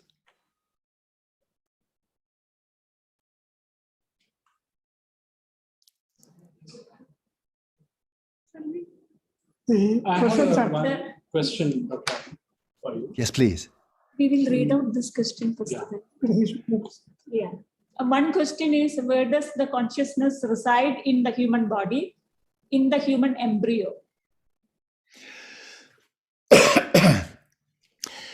First of all, if we agree, and nobody has to agree to this at all, but if we agree that consciousness is immaterial, it's not composed of atoms, not matter and energy, it can't be detected physically, and when you observe states of consciousness, they display no physical attributes whatsoever, to my mind, that's pretty definitive evidence that consciousness is not physical, but it's natural. If consciousness is not physical, then I can ask, does it make any sense to try to find a physical location for something that is not physical? How about the equation E equals mc squared? Was that located in Einstein's frontal cortex, his hippocampus, his amygdala? Where was it located in his brain? And I think it's a categorical error to ask that question. It's like asking of anything else. Qualia, which is a huge problem for materialists. The sheer fact that we're seeing colors. I'm seeing the beautiful red of your sari. The red that I see on the screen here is not located in the screen, as you well know. Every neuroscientist would say that. Red is not in the molecules of the sari. Red is not in the photons. And no part of my visual cortex turns red. It's a classic case of qualia. As are sounds and smell and taste and tactile sensations of warmth, of cold, and so forth. These are qualia.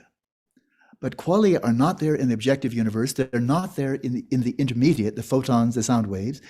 Qualia are not arising in the brain. The notion that they're visual images in the visual cortex is complete superstition. There's no evidence for that at all. Correlations, yes. But two things can be correlated without being located in the same place. A light switch going up, the light turns on. Light switch goes down, the light turns off. But that doesn't mean the light is in the light switch, or the light switch is in the light, you know? And so I'll answer this first way, to ask whether something non-physical is located in the body, whether it's located in the embryo, may be a categorical error because trying to find a physical location for something non-physical. That said, is an embryo developing in the mother's womb, is it conscious? Well, I think this is one more area where modern science really doesn't have answers. Was the sperm already conscious? When a male ejaculates 100 million sperm cells, is each one conscious? Is it mass murder every time a man ejaculates? Every month when a woman produces an egg, if it doesn't turn to embryo, is that also serial killing? So I don't believe for a moment that individual sperm cells or the egg are already conscious. I don't believe that. There's no evidence for that. But then, of course, they unite. Now, as Holiness Dalai Lama asked an embryologist at one point, if you have a perfectly good egg, perfectly sound female egg, perfectly good sperm cell, and they're united, does this guarantee that unification, that union of the sperm and egg, does it guarantee that will develop into, given the right environment, into a human embryo? And the embryologist said, not always. Sometimes yes, sometimes no. And the Dalai Lama said, well, that's very revealing. There may indeed be a fact, which is the Buddhist belief, that it's not enough, the egg and sperm, there must be something else. And in the Buddhist view, it is a subtle continuum of prana and consciousness. And the three together then result in the development of a human embryo. So from the Buddhist perspective, maybe this can be tested one day scientifically, at a very early age, from the time that egg-sperm unification, unity, is actually developing into a human embryo, then it is a living organism that is not simply the woman's body part. It is a passenger carried in her womb. It's a separate sentient being. And in the Buddhist view, it has a very primitive level of consciousness very early on. But then as the nervous system develops, the brain develops, then that subtle continuum of consciousness, like light refracted through a prism, as the visual cortex, the frontal cortex, auditory cortices, and so forth, as they develop, then that light of mental consciousness is refracted into the emergence of tactile experience, auditory experience, eventually visual, and so forth. So in this regard, is that embryo in a very early stage, is it already conscious? From the Buddhist side, I would say yes, it is. It's not a body part of the woman. A kidney is a body part, but the embryo is a passenger, and it is conscious. So that would be a Buddhist review. That would be a Buddhist response. Other person's questions. You can ask. Please. I have a question. Yes? What is the difference between awareness and consciousness? Excellent. So these are two English terms, obviously, and I've been translating from Tibetan and some from Sanskrit. I studied Sanskrit for only 3 years, so I'm very much an amateur in Sanskrit because I know the elegance and sophistication of this magnificent language, for which I'm still an amateur. But we're taking these two terms, awareness and consciousness, in English, and I've been translating for about 45 years now, primarily from Tibetan, secondarily from Sanskrit. And so we have two terms in Sanskrit: vidya, which has multiple meanings in different contexts, but in the Buddhist context, vidya can be very well translated as awareness. And then we have jnana. And this can be, well, again, it has different meanings in different contexts, but it can be translated accurately as consciousness. In the Buddhist, now knowing these terms are used in different ways with different definitions in different Indian schools. We have to acknowledge that plurality, and I think this is one of the great strengths of Indian culture, that has never been monolithic. Europe on many occasions has been monolithic, only one religion, only one government, only one king, that emphasis on one path, we have the right path. And India has always been pluralistic. It always has been, it is now. And I think that's one of the great strengths of India. And so knowing these two terms, vidya and jnana, have different meanings in different contexts. I can say in the Buddhist context, Buddhist psychology, Buddhist epistemology, these two terms are used interchangeably. Now, I can define one of them in the Buddhist context, and it's radically empirical. There's no religious belief here. It's not simply philosophical hand-waving. And so jnana, consciousness, is defined as having two salient defining characteristics. In Tibetan, it's selshing rikpa. Selva means consciousness by nature, as a defining characteristic of it, is luminous in the sense that it makes manifest all manner of appearances, sensory, mental, dreams, images we have of the cosmos, of the Crab nebulae, of constellations, of galaxies, and so forth. All of those images we have the telescope. They're not traveling through space. They're not emerging from the brain. They don't emerge from chemicals. All of these appearances, visual appearances, auditory and so forth, the appearances of dreams, all of these are illuminated, made manifest by consciousness, and that's one of its salient features. So robots have no consciousness because they don't experience anything. Artificial intelligence is not really intelligence, it's a facsimile of intelligence, but there's no awareness there. And so that's one of the two salient ones, is that we're experiencing appearances, we're having experiences at all, and they're illuminated by consciousness, because that's one of its defining characteristics. And the other aspect, and I'll finish, is cognizance. That as I'm aware of the three people on the panel here, I'm aware of the colors of your clothing, your hair, the shape of your forms and so forth. This is the appearances illuminated by my consciousness. But I also know there's a man, and there's an older man, and there's a woman. I'm knowing these are human beings, these are Indian human beings. And so I'm knowing things that are beyond simply picking up appearances. And those are the two salient features of consciousness. Illuminates appearances and knows this and that. And those are then the defining characters of consciousness, which are then, this term is used interchangeably with awareness. So there's my answer. Thank you, sir. You're welcome. You can ask. You can ask. Devendra, you ask. I have a question to Fran. In one of your slides, it is said that science is to be done where the law is known. I didn't understand. Say again, please. Science is to be done where the law is known was one of the statements. Oh, yes, Richard Feynman. Yes, Yeah, which Feynman's I know, statement, right. where the law is known. Yes, where you feel comfortable. Yeah. Where it's familiar territory, you know what to expect. So to explore the consciousness studies, so from the contemplative perspectives, do you suggest some law of is there any law for consciousness? I don't think he meant law in that sense, like the laws of Einstein's relativity theory, laws of quantum mechanics, of electromagnetism. I don't think he meant that in that way, but rather the law in the sense that a neuroscientist exploring some aspect of the brain, specific functioning of, let's say, neurogenesis in the hippocampus, you're not going to be astonished. You're not going to have your mind blown by seeing things absolutely unexpected, like seeing little images in there or something like that. And so where the law is known is you feel you're in familiar territory. You kind of know what to expect. You're ready for surprises, but not ones that are going to completely, absolutely shock you. So where you feel in your comfort zone, Now this group of scientists, it's about maybe a half dozen or a dozen at the Division of Perceptual Studies, University of Virginia. They're going into areas where many mind scientists feel very uncomfortable. They feel these are heretical questions. You shouldn't be asking whether past lives exist, because many people, but that violates the laws of physics. No, it doesn't. It violates the beliefs of metaphysical scientific materialism. So I think that's what he's saying. Be willing to be daring, be willing to have the courage to challenge the orthodoxy, to be ready to be surprised. Wouldn't it be astonishing if with a careful, rigorous collaboration with contemplatives who are being highly trained, like getting a PhD in neuroscience, what is that, 6, 7, 8 years? But when you finish, now you have expertise you certainly didn't have at the beginning. This is the training we're offering here in Crestone.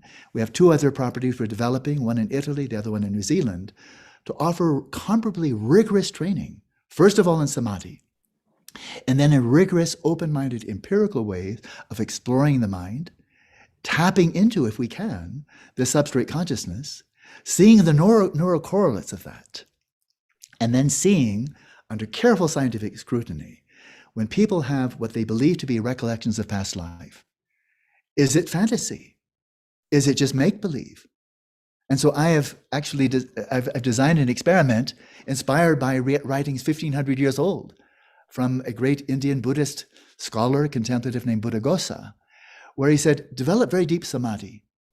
And then, while you're resting in that samadhi, perhaps resting in what in Pali is called bhavanga, ground of becoming, in the Mahayana tradition, alavijnana, substrate consciousness, while dwelling there, which I would say is like dwelling in the hard drive of your computer.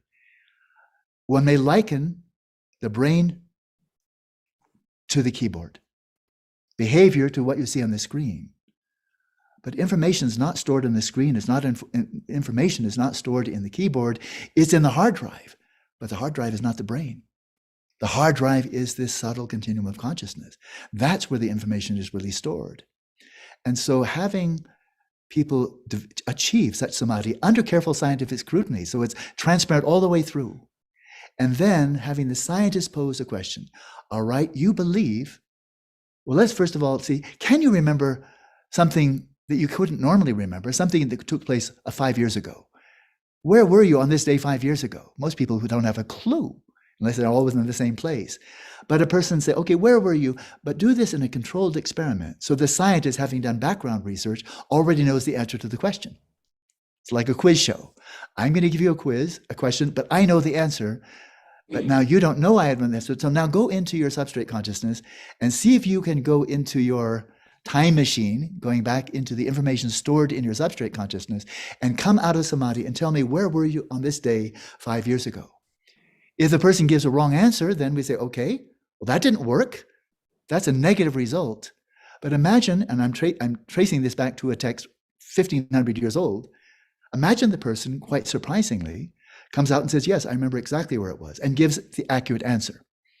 In fact, there are few people nowadays. I saw a documentary, one in Germany, one in England. People who have eidetic memories, they remember everything. They can tell you, where were you August 15th, 1993, and they'll come out and say it. It does happen, it's rare. But what about achieving that by way of samadhi? You take a person back 5 years, they come up with a veridical answer. Good, check. Where were you 20 years ago this day? They come in and you know the answer. You've checked with relatives or what have you. They come out and they give the accurate answer. Now imagine it's a person 40 years old, and this person has now demonstrated that he, on the basis of samadhi, using that technology, tapping into the hard drive of this subtle continuum, can remember accurate memories from early childhood. And say, okay, now this subject, let's say, here's hypothetical, but a study that can be done, that is rigorous and can give negative or positive results. It's not trying to prove Buddhism or Hinduism, not trying to prove anything, it's trying to find out what is true.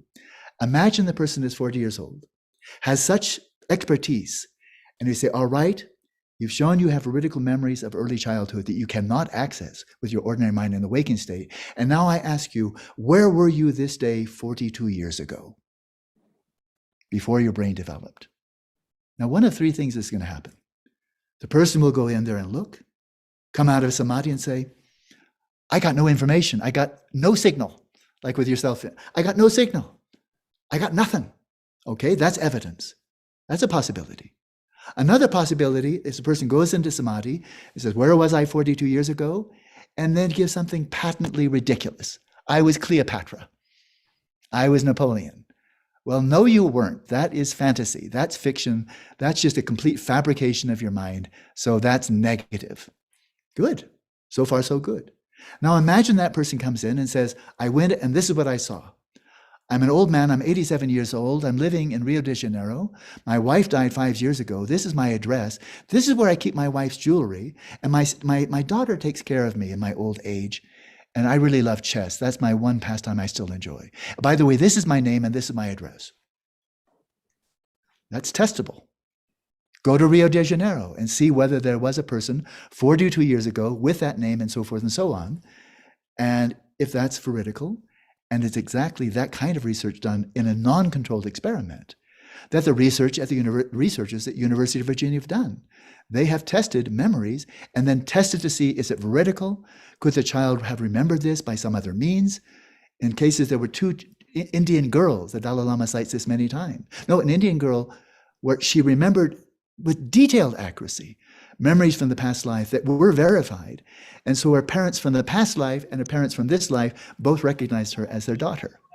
So this is rigorous science, open-minded, but here in a controlled experiment.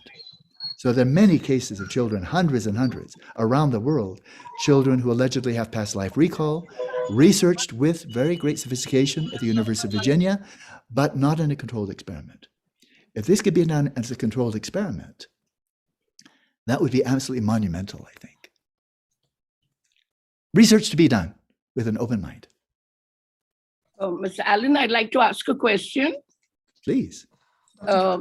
I've been asking a lot of those questions in the chat box, but you have not really answered who is God, No, I didn't address that question. My understanding of consciousness depend on my understanding of God, the meaning and purpose of life, and what happens after we die.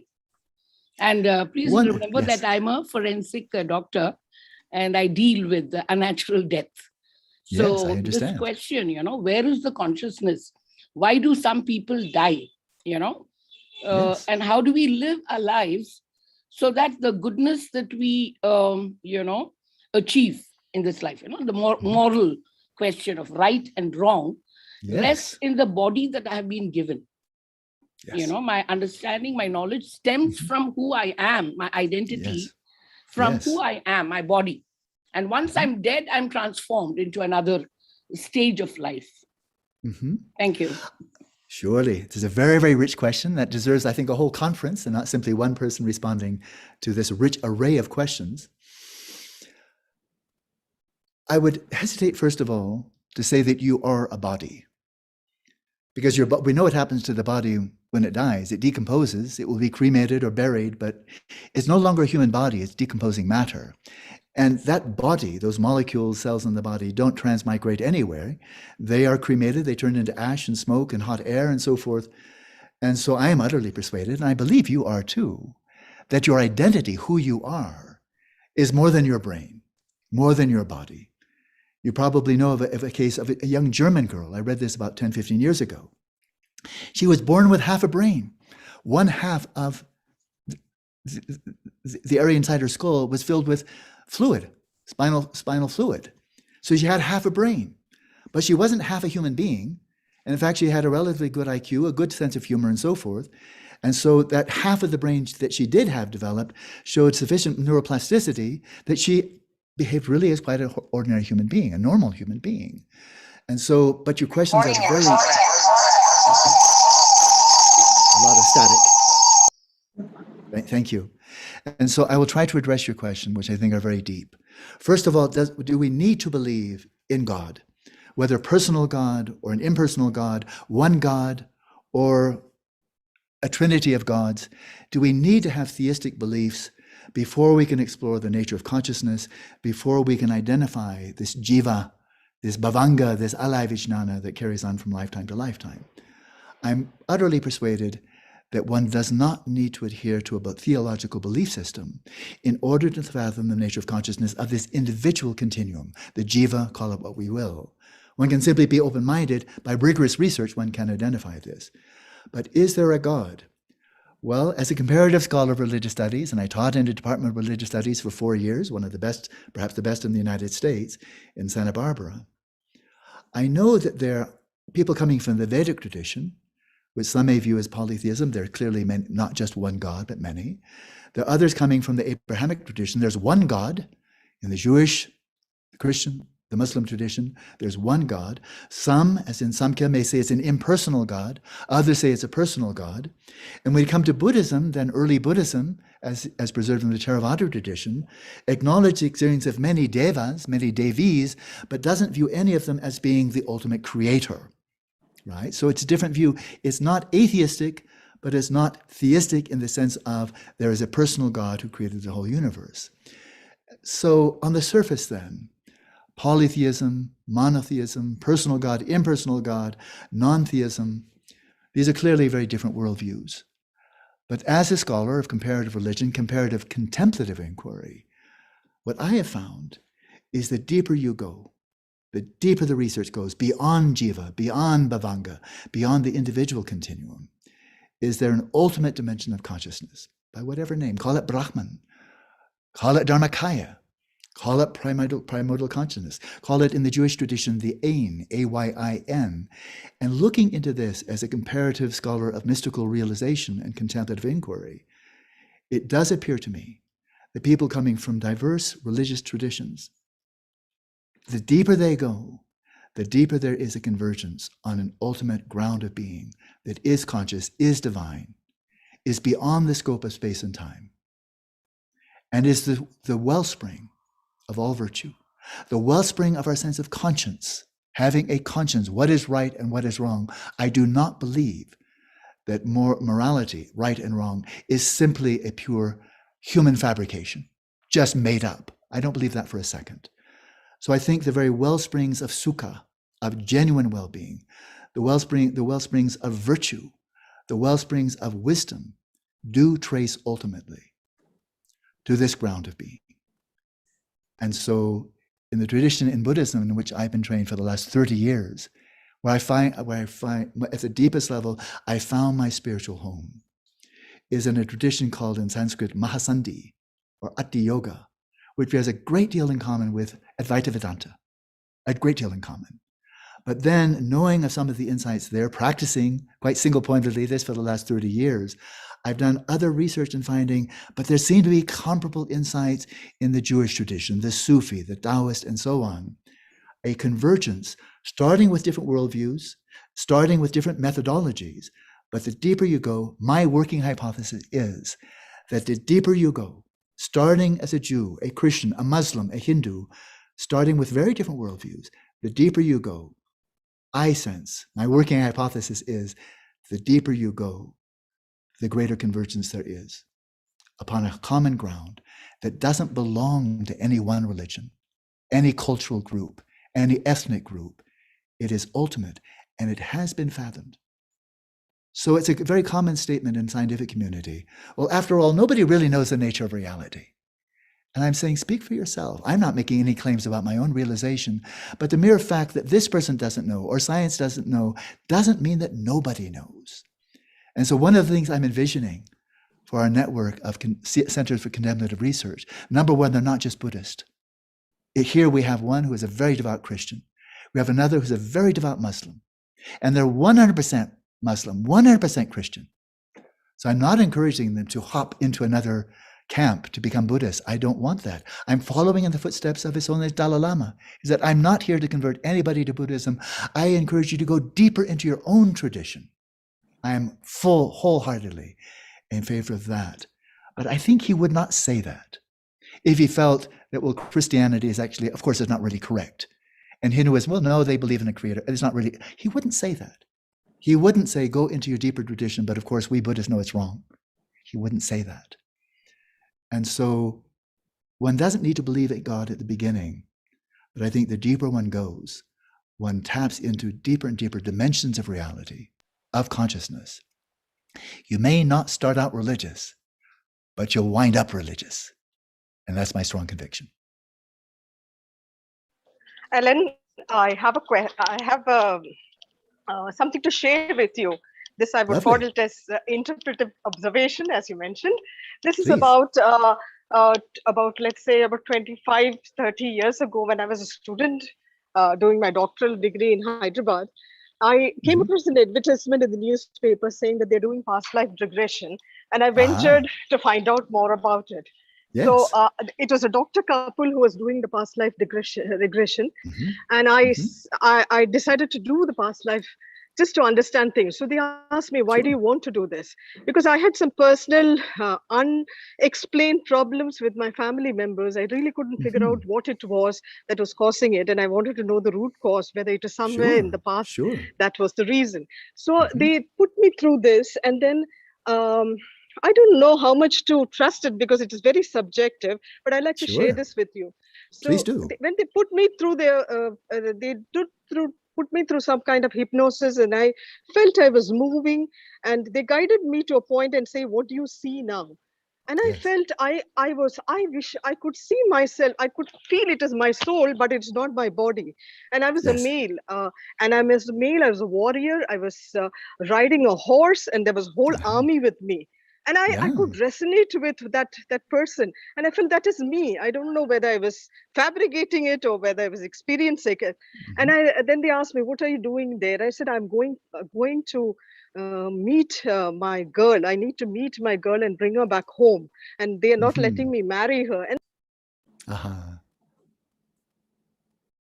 Is that the whole story? I don't want to interrupt. I think Yeah, I think we lost the we connection. lost the connection. There are Yeah. many questions. Can you regain it? Because I'd love to continue the conversation. Can you regain the contact? We can, if with your permission, we can share your email ID with her. You're very welcome to do so. Yes. Yeah, sure. Yes. I see it's quite late. We've gone almost 2 hours now. Yeah. So I don't want to overstay my welcome. So shall we wind up then? We will post you the questions also, so that you will be able to post us that. There are many questions. Would it endanger? I don't want you to be in danger, but I can understand you much better without the mask. Yes. So I hope you're safe. Yes, we will be posting you the rest of the questions to you, so that you will be able to answer and send us back. Lovely. Perfect. Due to want of time. So I think that the time has come to wind up. Thank you, Dr. Alan, for this wonderful deliverance and for providing us your lucid narration of the importance of this ancient Indian studies on consciousness, especially from the Buddhist contemplative science, especially on understanding the mind-body relationship, the role of mind to nature, and so on. It was truly an insightful talk and highly educative talk, and we are indebted to you. Thank you so much for your time and for enlightening us on your wisdom. Thank you. I want to give credit where credit is due. When I was 21 years old, I bought myself a one-way ticket to India with no plans for coming back to Europe until I'd found enlightenment. But it was an immensely rich 4 years, and then living in a monastery in Switzerland, coming back again to India. So if I have anything really fresh, if there was any wisdom in my words, it traces back above all to the Indian tradition, which I've received primarily by way of the Tibetans, but I also trained under Narayanananda in Delhi many, many years ago. I trained in pranayama with him. I trained with BKS Iyengar in Pune many years ago. But if I have any wisdom here, it really primarily comes from the classic Indian tradition, especially as it carried over the Himalayas into Tibet. So if I have anything to offer, then I thank you. I thank the Indian culture, the preservation of your noble culture. And I pray that it can be of great benefit to humanity, far more than it has been thus far. Thank you from India. Thank you so much for this wonderful keynote. Thank you again. To all the participants also. It's my privilege. Thank you all the participants for making it a very lively discussion session. Thank you. Thank you. Namaste. Thank you so much. Okay. And so our webinar of the second day will start tomorrow at 9:30. All of you can join the same. Thank you. Namaskar. Namaste.